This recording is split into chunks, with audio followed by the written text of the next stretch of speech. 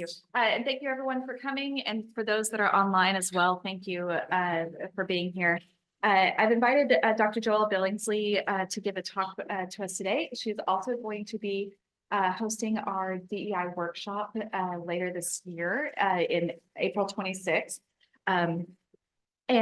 She is a South alumni. She got her bachelor's at South in human resource management, and took a little bit of a detour to culinary arts, which I think is amazing because I love bringing in the arts into everything that we do. At Bishop State, came back to South for master's and Ph.D. in Instructional Design and Development, where she was also a faculty member before rising through the ranks to now she is the vice president for diversity and community engagement at the University of South Alabama. And so thank you very much for being here. And we'll look forward to seeing you in April as well. Excellent. Thank you, Brandy. And hello, everyone. Thank you so much for having me. I'm so excited to be here. Hi, everyone online. Coming here, you'll see how special in my presentation. I have a couple of things to show you, but it's special when I come here. I'm from Mobile. Dauphin Island is really a place in my heart where I got to, see the coast as a child. And it's just really a great place to be here. And I'm just excited to be able to come and share. My goal this morning is to give you just a brief overview of what we do so that you can see that. And then we'll go into some activities and be sort of interactive. And we're going to start with some interactivity now. If you have your device, if you have a phone or a tablet, or if you don't, that's okay as well. But if you do, go ahead and pull it out. And then we're going to go and use Menti. It's one of my favorite tools. And I'm so glad that we have our audience online as well, because we can also sort of be together and joined because even though we're in different spaces. So how are you showing up today? How you feeling? You coming into the space? We're about to really have some time together. We have some discussions. I'll be talking about diversity and community engagement. How are you showing up today? So you can go to menti.com and there's a code that you put in that's at the top of the screen. And this is one of the ways that we'll kind of see how we're doing and how we're showing up today.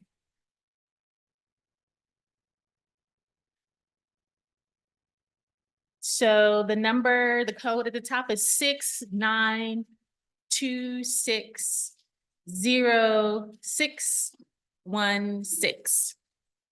So as you are familiar, word clouds, the larger the word, the more popular the word among the group. And so all of you online, we're looking forward to making sure that we're able to see your responses as well. Oh, we see tired popping in there, tired, happy and interested, overwhelmed coming in as a second and a third. This is really great. We see about 25 responses so far. So overall, we're tired, happy, which is a really great combination, and overwhelmed and interested. I see stressed over there trying to come in. Thank God it's Friday. Okay. Well, this is wonderful because we just want to check in with one another. And as you all know, you all have a wonderful community here. That you're constantly building and thriving.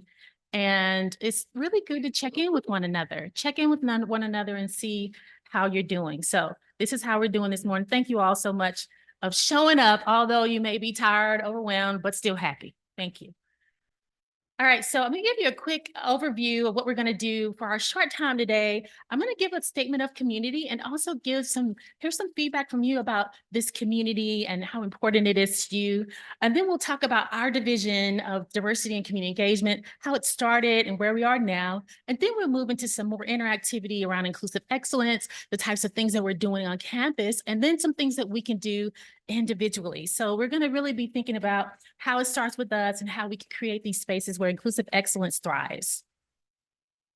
So I love to do these statements of community. And when I thought of you all, when we were talking about this presentation, I thought we have some common threads. Just the fact that we're all in the same space in this moment means that we have some things in common. I also would like to just highlight, just gathering represents meaning and intentionality. And so there's so much value in us coming together. And anytime you're gathering as a community, it's meaningful and very intentional. And then this whole idea of us being stronger individually and collectively because of one another. And so as we're thinking about community, as we're thinking about one another, opportunity awaits in the spaces when we are together. And so let's get your feedback a little bit about what's important about your Dauphin Island Sea Lab community. What are some things that you think about the community, no matter whether you've been here 3 months or you've been here for many, many years? What are some of the things that are important to your Dauphin Island Sea Lab community? And let's see a reflection of that. Collaboration. Let's make sure everyone online, make sure you have opportunity to chat if you are not able to use Menti. So we sort of see the answers to this question as a mirror to the community that you are in, mutual support, student support, collegiality, friendly is showing up, welcoming, a work family. All of these things are really, really important as we're thinking about community. Resources. Okay. Must be an inside thing, but that's okay. I'm sure someone will explain it to me later. Communication, inclusivity, supportive, collaboration keeps coming up. So what a wonderful reflection. The great thing about using Mentimeter is it's anonymous responses. And so this really great that you're still having these positive thread of responses when we think about your community here. Thank you all so much for participating. That's great. What a great start. So I want to tell you a little bit about sort of how we've gotten here. In 2018, under the presidency of Dr. Waldrop, the Office of Diversity, Equity, and Inclusion was created, as well as the Office of Community Engagement. Up until that point, there have been different types of things that were happening across campus, but not necessarily centralized and things like that. The Office of Diversity, Equity, and Inclusion had three staff members. They really determined how to try to reach into the campus. So they had coordinators, advisories established. The Office of Community Engagement had 3 folks as well, and their focus was service learning, the Fellows Program, and South Serves. Now, both the Office of Diversity, Equity, and Inclusion, as well as the Office of Community Engagement are under the Division of Diversity and Community Engagement. And we have 4 staff folks. We have a program coordinator, assistant director of campus and community engagement, a data analyst and instructional specialist, as well as an assistant director of strategic initiatives. So that's where we find ourselves now. And then I'll tell you a little bit about how we do the work. We have 3 core actions. So we convene folks, we collaborate, and we consult. It's the main actions of what we do in our division. And we have several initiatives that I'll give you just a quick overview so you can have a sense of those things, types of things that we do. We started celebrating National First Generation Day. All of our first gen students and first gen faculty and staff come together into November. And this is just an interesting time. It's all across the nation, and we started celebrating it collectively a few years ago, but it was already happening on campus, but just a way to really figure out new ways to support and to bring together our first gen students. We have a campus to career program that was established when the office was established. It's a scholarship program that really supports first generation students, those who are transferring and things like that. And so here's some of the things that they use for campus to career to help support retention of students on campus. We established the Cultural Awareness Collaborative, and this is really, really something that we're excited about. One of the things we realized when first started doing this work is that we didn't have a way of being inclusive around the national observances that we have For example, this is Black History Month. Next month is Women's History Month. And so now we have a group of folks. It's open to anyone. So we'd love if you'd like to join. How do we best, as an institution, commemorate, celebrate, and acknowledge different observances? And so there are events happening all across campus. So we're a central place where folks say, hey, we're doing this event. We help get the word out. There's not only a spotlight. We just started a playlist for each of the different types of events. So this is something you'd like to get involved with, let us know. But we really want to make sure that we're acknowledging these different national observances is where we're starting, but that's definitely not where we want to end. So if there's a observance, an acknowledgement that's really important to you, and we'd love to be able to add this to our roster and figure out ways for us to support different events as it relates to that. So one of the things we also learned is that we need to be visible about who's invited. All JAGs are welcome. One of the things with your student organization, no matter whether you're a program or any type of event, we are going to be promoting all JAGs welcome as a visual way for us to show that everyone is welcome to come. The other thing that we're working on now and that we're going to actually talk about in our April meeting is Jaguar dens. So if you know anything about jaguars and their native environment, they call them dens where they live. And so we're going to have dens all over campus, and hopefully we'll have one here too, where we're very intentional about how we help folks feel welcome, connected, valued, supported, and educated. And we've been really working through these different principles of inclusive excellence, and we're just excited to be able to embark on this. So we can talk a little bit more about how we're going to do this. What does it mean to make folks feel welcomed? Actually, we saw that in your community. So we want to find out how you're doing that. How are you creating that feeling? And how are you creating that connectedness where you see where your students and your faculty staff feel like you're a family? So we're looking forward to doing that. And so we're going to do that very strategically. We'd love to do a focus group here. We may spend some of our time in April on this, but we want to specifically understand more how you would like to promote inclusive excellence as your continued family and the things that you're growing in together. This is really important, and we really like to focus on self-serves. We know there's a lot of service happening, and we want to make sure that we're capturing it. If you're a student, no matter undergrad, graduate student, doctoral student, with self-serves, it actually compilates all of the different service activities that you're a part of. If you are a faculty member or a staff member, and you have a event that you're going to have volunteers, we want to make sure that's in self-serves so that as students sign up, they can also have students from main campus support your events and things like that. So we're really encouraging our self-serves. And just to kind of give you an idea of like how folks are volunteering, you know, we'd like to think of our students having these meaningful interactions with hours served and the number of volunteers, but really there's an impact to our communities, both the campus community and our larger community when we volunteer. And so as you can see, we're off to a wonderful start, and we really like to reach some high numbers as it relates to impact value over our volunteer time. So I'll stop there. Are there any questions about what we do or the types of things that the initiatives that I've talked about a little bit? Any questions? Anything you're curious about? I'm glad to answer them. Okay, well, we'll keep going. One of the things that we talk about when we talk about inclusion is bringing our whole self to work, a whole self to school. And so there are books on it, there are different quotes on it. We have many different leaders who say bringing our whole self is so, so important. And many of the benefits are innovation, creating a sense of belonging, and productivity. So we're going to do a little activity to kind of help move through some of this, bringing our whole self to work. So I'm going to start with, how often do you bring your whole self to work? So we kind of got this little never, rarely, sometimes, often, always.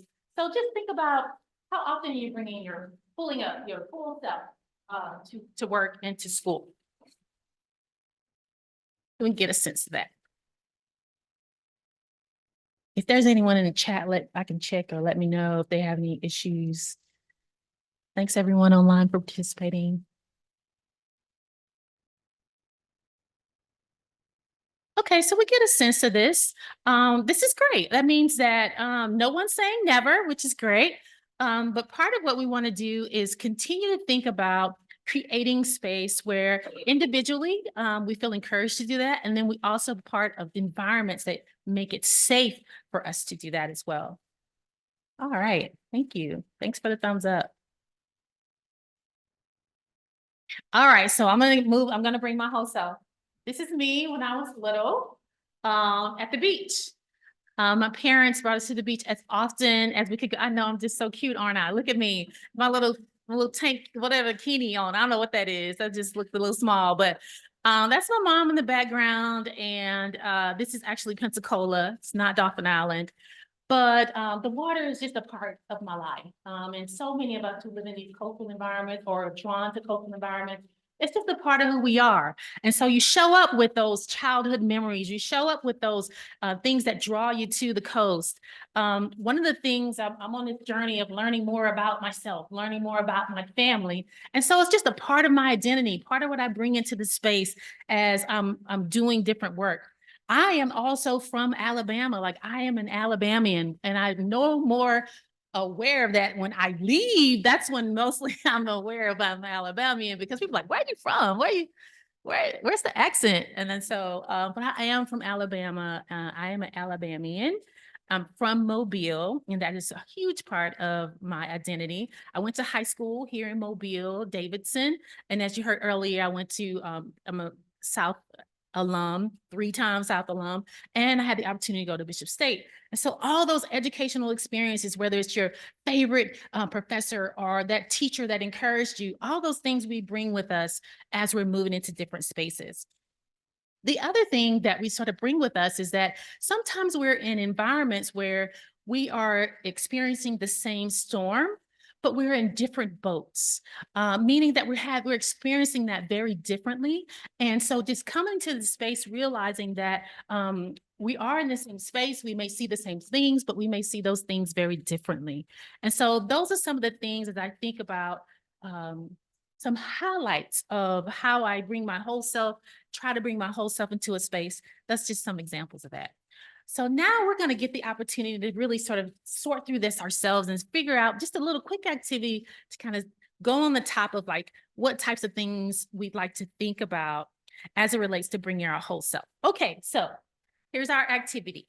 If you're online, you just need a piece of paper and something to write with. And everyone here in the room, you should have an envelope and a Post-it and something to write with. If you don't have all 3 of those things, let me know, and then we'll make sure you get it. Okay, we got 2 in the back. And we actually have a couple more pencils. Anyone else need a pencil?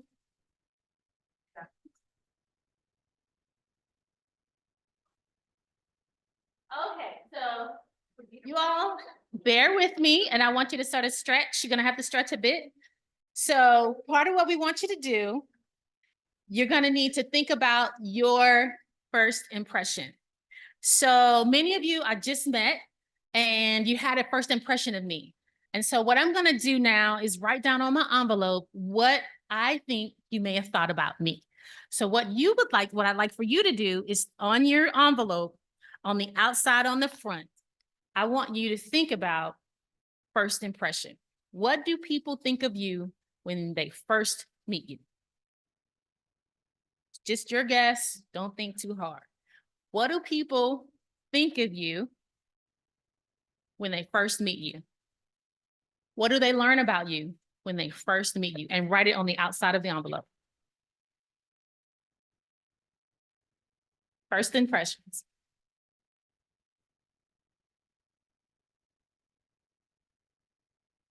If you're online, I'd like for you to use your paper, and you can sort of fold your paper, and on the outside, write when someone meets you, their first impression of you. Let me give you all just a few minutes.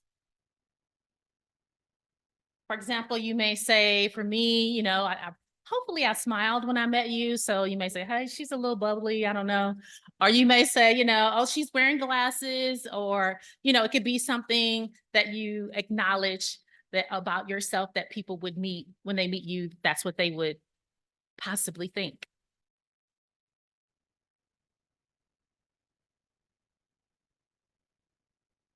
I know it's a strange ask, but roll with me.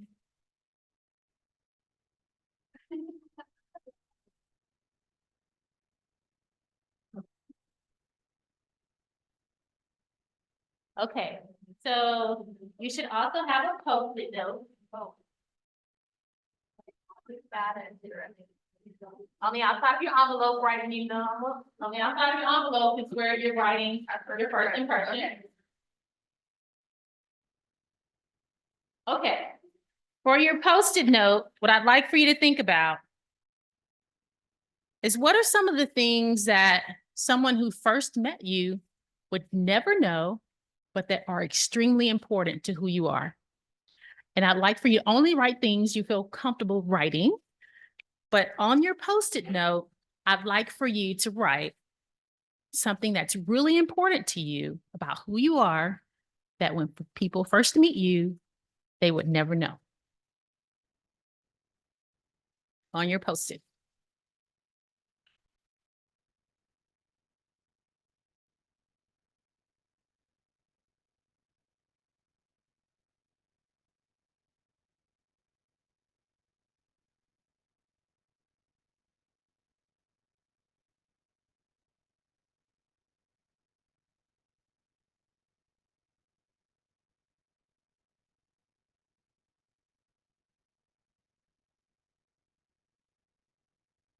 Give you just about a minute to do that.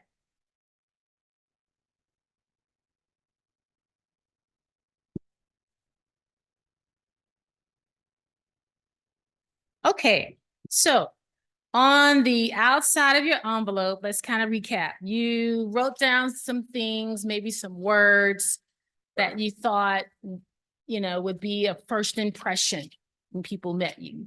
Is there anyone who would like to share what you wrote on the outside of your envelope? Who'd like to share? Just something you thought, first impression. Anybody? Yeah. Said, welcoming and excitable. Welcoming and excitable. Fantastic. Thank you so much for sharing. Anyone online want to share what you wrote down? Anybody else in here want to share? Yes. White male. Okay. Yes. You also have a nice smile. That's great. Any other first impressions? Okay. So let's talk a little bit about how important are first impressions. Somebody give me some thoughts about, when you first meet people, how important is it and why? Or is it important? Who would agree that it is important, maybe? All right. All right. What are some things that happen as a result of first impressions? What do we do after first impressions? We could sort of stereotype or maybe categorize. What else? That's whether that interaction or your interactions are worth your time. Okay, so do I want to get to know this person more, right? Is this someone who I would like to continue to get to know? Very good. Okay, any other thoughts about first impressions? Yes. You could be dead wrong. That's true. Yes, very much so. Very good. All right, so who's saying tall? Someone says tall. Mackenzie says tall online. So let's talk a little bit about, how did you feel writing that down? What was that feeling like? Vulnerable. Vulnerable? Yes. What else? A little strange. What else? What other word describes how you felt when you wrote down your first impression? Had you thought about it before? Most of us don't necessarily think about our first impression in that way. We just show up wherever we are, right? So part of what we wanted to do was really think about, we have these different opportunities when we meet folks. And part of that is that everyone sort of has this outside envelope, but we don't necessarily know what that is. Let's talk a little bit about the Post-it note. Is there anyone in here who'd like to share one or a few of the things you wrote about that are really important to you that no one would ever know if they met you for the first time? If you weren't a big family. Anybody want to share? Yes. Resilient. Yes, we would not know that when we first met you. Fantastic. Something that's really important to you. Other things that maybe you wrote down on your Post-it note. Yes. Loyal. Fantastic. Yes. Wonderful character attributes. What else? What else? Some things that are something that's really important to who you are that you would have on your Post-it note. I'm a transracial adopted mother. Say that again. I'm a transracial adopted mother. Transracial adopted mother. Wouldn't know that when I met you, Brandy, until I just saw a picture of your daughter that you shared with me. Wonderful. Thank you. Other thoughts? Anything else you'd like to share? So as we are thinking about our interactions with one another, our students, put your little Post-it note inside of your envelope. It's symbolic that we have some intentional work to do to get beyond the envelope, to get to that Post-it. And what we're going to talk about is some things that we can do that can help us, even though we may have assumptions, or even though we're deciding if we want to continue a conversation after we have that first impression with students who are coming on campus, with one another, folks that are coming to learn about all the different expertise that you all have here. One of the things we want to do is be intentional about getting to the Post-it, because there is where we get to know the character of folks, get to see that they're resilient, that they're loyal, their family, and all these different things that are important to them. And so there's some work that we can do in order to get there. Thank you all for doing that activity with me. So I'll sort of skip this and kind of move forward because we kind of talked about how that felt. Was there some vulnerability in writing down on the Post-it note at all? What made it vulnerable? Don't necessarily always advertise those things. Like if there's something that people don't get from you right away, maybe because it's something you don't share openly. Something you may not share openly, you're not necessarily forthcoming with that. Good. Other reasons why that may be vulnerable to sort of write on that Post-it. Yes. Say that again. We're scientists. Yes, so we're scientists. We shouldn't think that way. Is that way meaning like, describe what that way means, like Emotion, intuition, it's more about data. emotion, intuition, it's more about data. Thank you for sharing that. How many of you sort of resonate with that? Maybe that scientist, anybody else? That's okay. All right.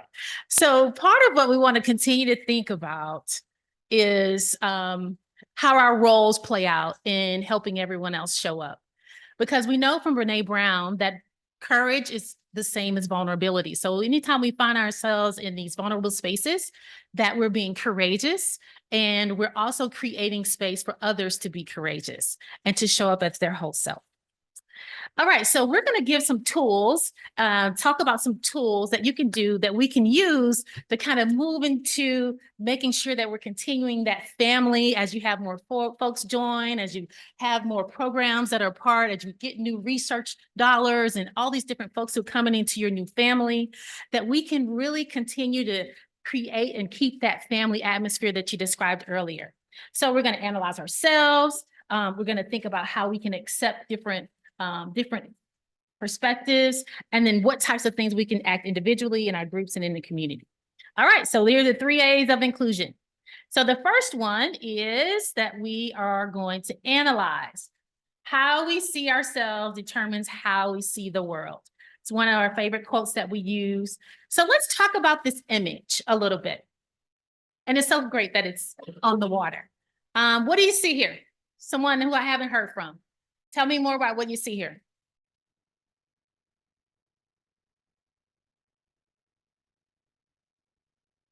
It's not that scientific. I'm the one delivering it. So you know it's, I know you all probably say like microbiology and all those wonderful words. No, I'm not talking about that. What do you see in the picture? Come on, scientists, don't overanalyze.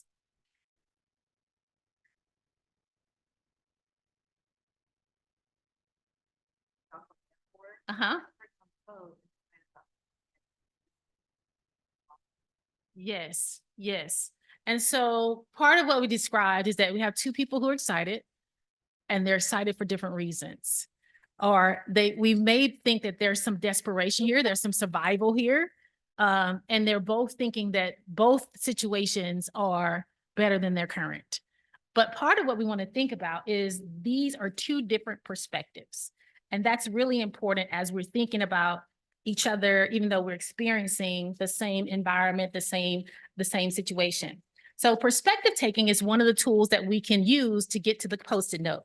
It requires one of us to consider not only a person's own thoughts, but also that who we're communicating with, right? Or who we're in the presence with. All right, so perspective taking is one of those tools that we can do. So we actively consider these different things. We can adjust our thoughts as we encounter folks. We can compare and contrast beliefs, meaning that it's okay for us to have these different beliefs. And then we can also adjust our behaviors, our messaging, our intentions as we're learning more about one another. So just perspective taking is one thing that we can actually do. Tell me what you see here.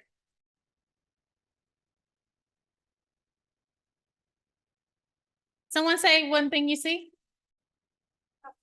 Where you say that again? A couple. A couple. Someone sees a couple. What else do you see? Yeah. A baby. A baby. Who sees the baby? Who sees the couple? Who doesn't see anything? Do you see? All right. So for those of you, this is the baby's head right here. Right. And then we see its feet right here. Here's the couple. So the question is, how can we experience the same thing, see the same thing in the same room, online, and see different things? And many times this is about, like, for example, could be a project, could be some research, it could be an encounter that we've had. How can we see things so differently and we all looking at the same thing? Part of what we want to do is be open to the fact that that's actually possible. And how then does that allow for us to see even more in one another and in the experience that we have together? What do we see here?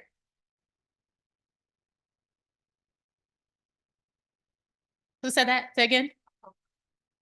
A profile of a person. And then what else do you see? Liar. L-I-A-R. And then here's the notes of the profile, and here are the glasses. And so again, we're looking at the same thing, but it's our perspective that is allowing us to sort of see something first. So our challenge is to go beyond our first perspective. Our challenge is to continue as we're thinking about in what ways we are continuing to build community, and we're creating safe spaces for folks to show up as their authentic self, we really can think that there's so much that we can see if we're able to do that. Now, one of the things I like to talk about, anybody ever seen Ghostbusters before? One of your favorite movies? Okay, one of mine too. But Ghostbusters, there is this, if I don't want to spoil it for you, anybody not seen Ghostbusters ever? Okay, this is the original one. But in Ghostbusters, there's this pink slime that's underneath the city that no one can see, right? And so normally in all spaces, there's some pink slime. And so some of us know that the slime is there, and some of us don't. And part of what we can do in the community is help others sort of see what those particular challenges would be. That's another way for us to connect with folks, to kind of get ahead of it and figure out what types of things we can do to help folks be successful. That's another thing we can do to make sure that folks can show up safely in their authentic self. Part of what we want to also think about is sometimes there are particular things that we do when we have those first impressions or as we continue to get to know folks. Avoidance is something that can happen, and this is normally on a continuum. Greeting, everyone was so kind as I went around today. I had the opportunity to meet some folks. It was so kind. Greeting folks is a wonderful way for us to continue to do that. And accepting folks for who they are, right? All of us either have family members, close friends, and you just love them even though sometimes it's challenging, right? But we have to figure out ways for us to accept one another and continue to do that in our work environment. And then this also moves to like help and support. So how are we helping and supporting one another in this community? And in what ways do we advocate for one another? And so as you think about sort of this continuum, it's a different way for us to think about acceptance and the types of things that we can do in our community to move to helping and advocating. So one of the things that we talk about as we think about our diversity, there's so much about the way that we're different things that are important to us, that you see this little puzzle here, that's just a sort of snippet of the types of things that we may be unique in, but also thinking about the understanding and appreciation of all of these, practicing mutual respect for this and building alliances that build on our diversity is so important.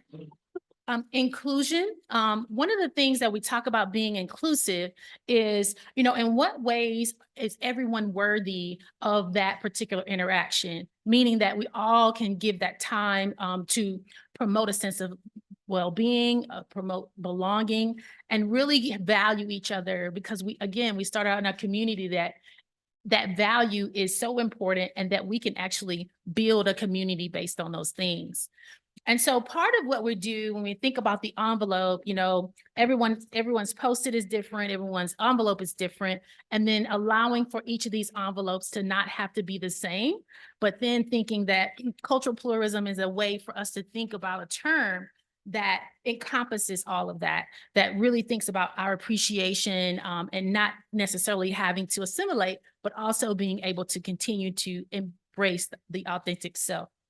And so as more we know about one another, we realize there's more we don't know. There's so much on the Post-it that's going to be far beyond what we know on the envelope, but it does take that intentionality as we're moving forward. So one of the things that we like to talk, anybody ever seen Spider-Man? Yes, love Spider-Man. Oh, you do it.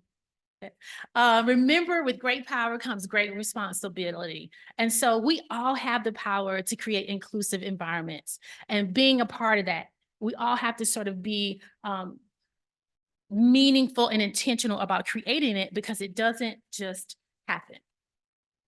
So we're going to create safety. We're going to embrace different challenges, advocate, and think about our proximity, and continue to work hard. And as we're moving forward, we actually grow. So creating a safe space. What are some of the things we look for in a safe space? Meaning safety to be able to speak, safety to be able to advocate, help one another, show up as your authentic self. What are some of the things that are characteristics of a safe environment? Comfort. Yes, very good. Thank you. Non-judgmental. Second, non-judgmental. Thank you. All right. What else?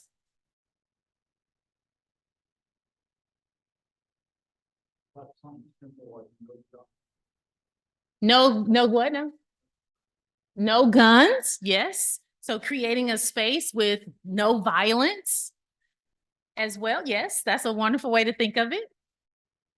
And Casey said your perspective changes based on your frame of reference. Thank you, Casey, online. All right. Other things that we need in a safe environment. So no violence, no judgment. We need comfort. What else? People who listen. People who listen.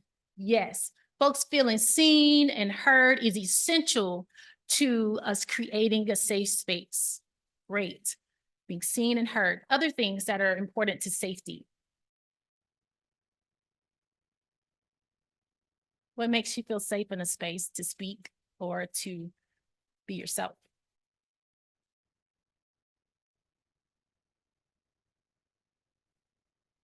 Anything else? How about something that's, meaning that we can work on things together so that challenges and chaos are to be expected. And then when it happens, we can move through chaos without hurting one another, right? Or we can enter a space where there is a problem that we're solving and we have different ideas, and all those ideas are valuable, even though we may not end up with all ideas, right? So how do we continue to respect that voice? That's good. Very, very good. And as we continue to think about all these are your strategies, right?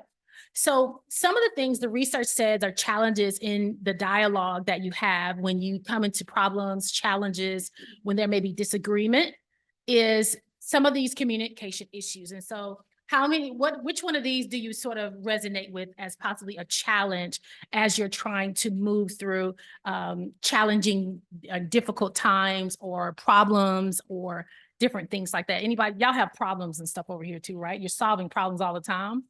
What are some of the challenges in the communication? Which one of these do you resonate with?